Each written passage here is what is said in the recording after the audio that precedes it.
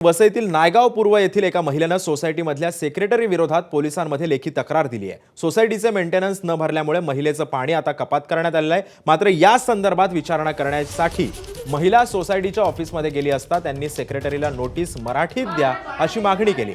यावेळी सेक्रेटरीने मराठीतला गोळ्या मारा असं वक्तव्य केल्याचा आरोपही या महिलेने केलेला आहे।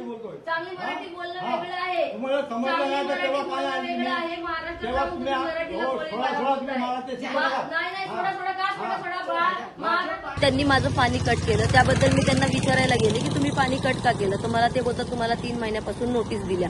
तर मी म्हटलं नोटीस मला इंग्लिश मधून आल्या, मी तुम्हाला किती वेळा सांगितलं मला इंग्लिश नाही कळत, तुम्ही मराठीमध्ये द्या।